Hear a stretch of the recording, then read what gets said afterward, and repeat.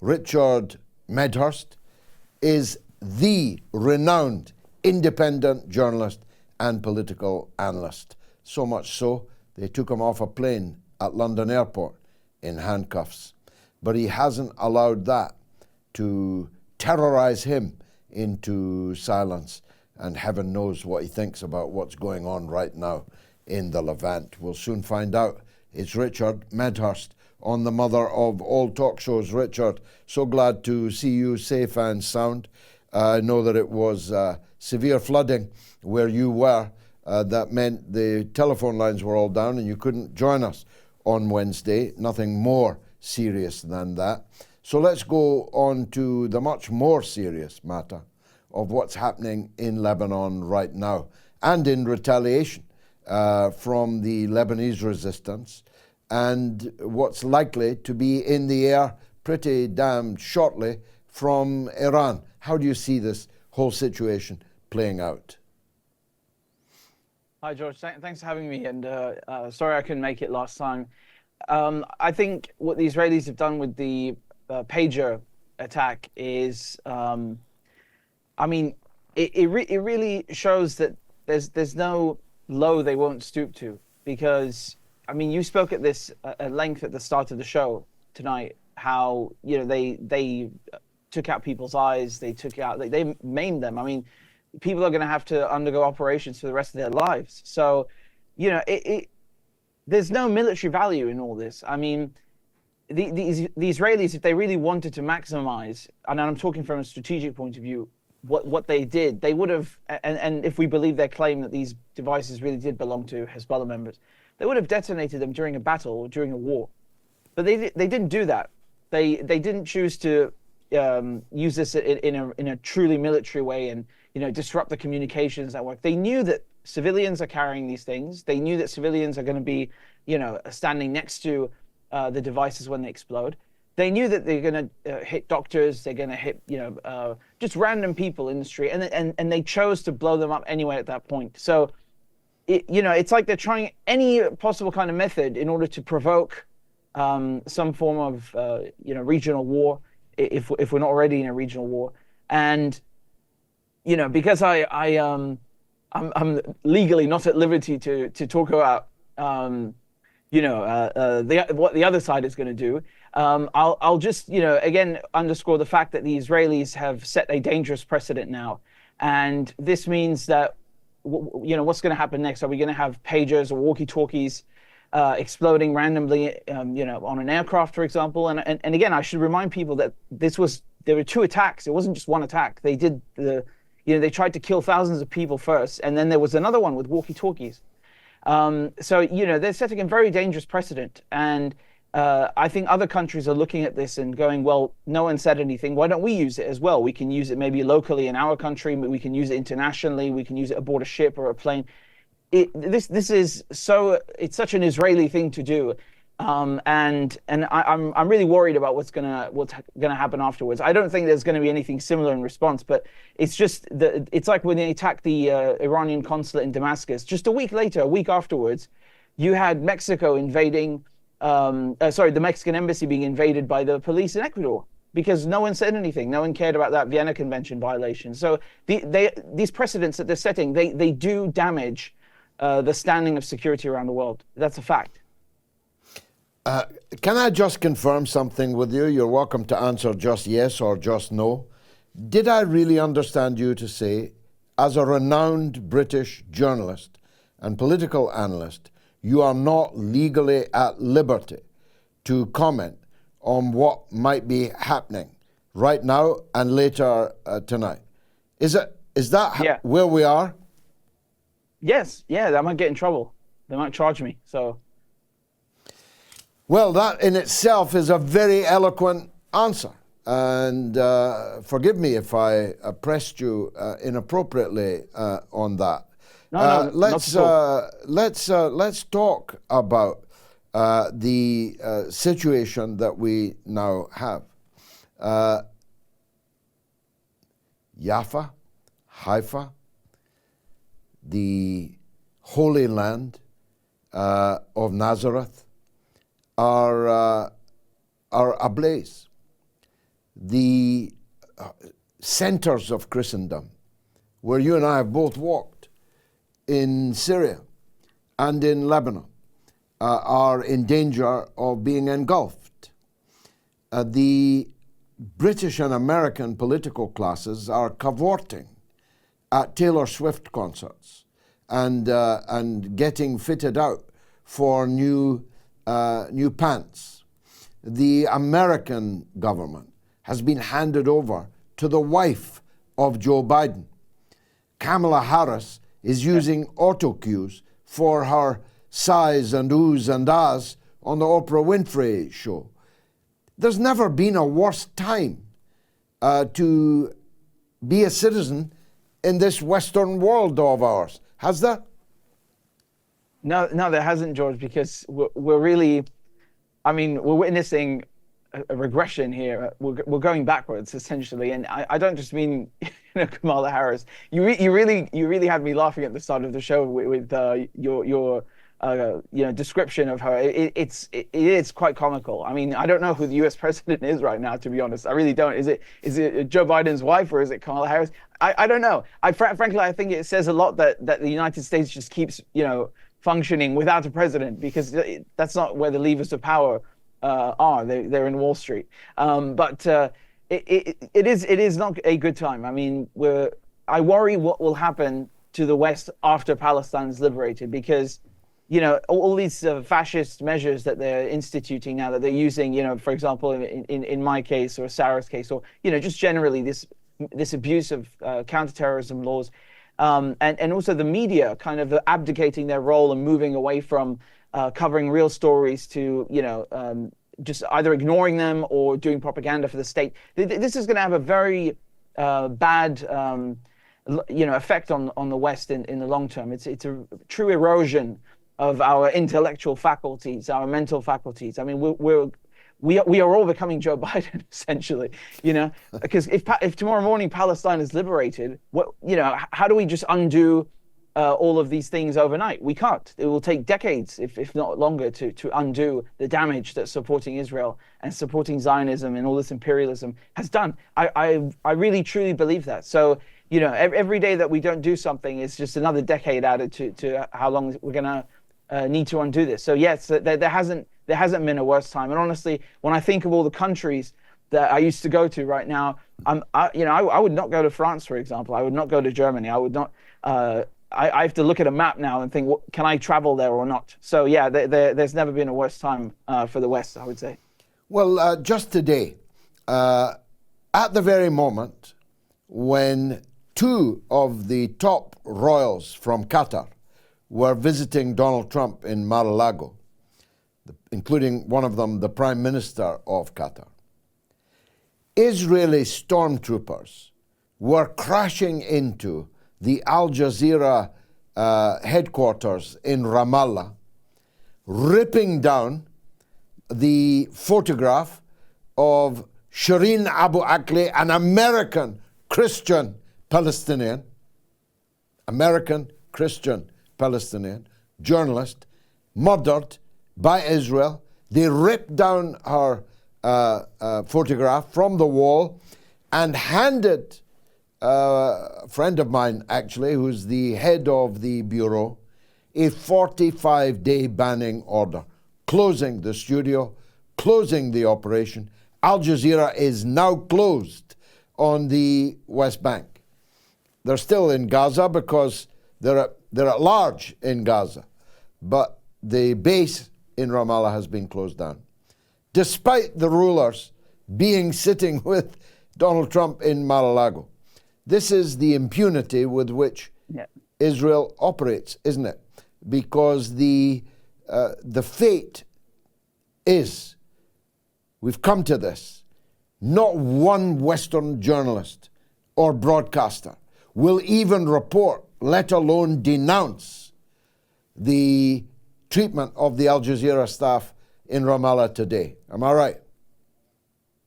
You are, George. You are absolutely right, and I think it's so disgusting. Like, even in death, they keep insulting Shireen. I mean, you remember when they were her funeral procession was taking place. They assaulted the pallbearers and yeah, I mean, almost dropped her coffin. I mean, you can't make this up. You really couldn't make this up. It's like they've become a kind of like a cartoonishly evil rendition of themselves. They really are evil in their behavior, and so much for the world's.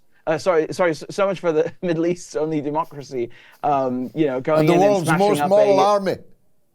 The world's most moral army. There we go. I'm sorry, I got my slogans crossed. Yeah, it's incredible. Yeah, so much for that.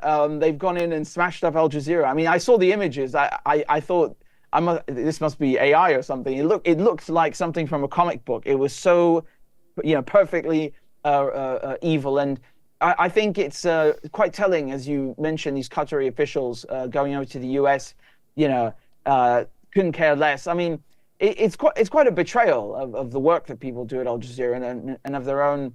I feel like they don't really care that much when it comes down to it. I hope I'm wrong, obviously, but I like to think there must be some people in the government there that really do take offense to this. But these kingdoms that we have in the these Arab kingdoms that we have, they're mostly serving U.S. interests. So when it comes to Al Jazeera, if Al Jazeera it does too much honest reporting, well, they'll just allow this to happen, and there won't be any consequences. They won't push back at all. And I'll remind people just one thing, that Israel invaded another country essentially, right? Because this is considered Palestinian territory. So they literally invaded it and then went in and smashed up the offices, which people seem to forget a lot, because they say that. Israel was invaded on October 7, but when Israel is raiding Jenin or raiding Nablus or raiding Ramallah, no one sees that as an invasion or a violation of Palestine's borders. And I think that's very telling about their mentality and how much sovereignty and respect they have for the Palestinians. Well, I certainly don't carry any torch for Qatar. I've not been on Al Jazeera since the war in Syria began, and I used to be on it practically every day, so I carry no flags for them, but they definitely are better than the other kingdoms in the area. I spoke to a comrade of mine today who was in both Qatar and Dubai over the last few weeks, and the difference in the showcasing, highlighting of the Palestinian and Gaza cause in Qatar was infinitely higher than it is allowed to be in the UAE. So there are gradations even amongst these false kingdoms. But finally, Richard, the situation now is that notwithstanding the Qatari visit to Mar-a-Lago, Donald Trump has gone completely berserk for Israel. Mrs. Adelson, the widow of Sheldon Adelson, the Las Vegas casino magnate, has given $100 million. That's a lot of money. Even by American standards, that's 10% of $1 billion election budget. Unlike the people giving clothes to Angela Rayner and Keir Starmer, she definitely wants something in return. And the something she wants in return is a guarantee that Trump will be a slave to Netanyahu if he becomes president after the election in November. Harris and Biden, do we even have to discuss them? Has there ever been a time when both political parties are in a Dutch auction, vying with each other as to who can be the most obeisant to a foreign power of 7 million people on the other side of the world? It's almost impossible to understand this.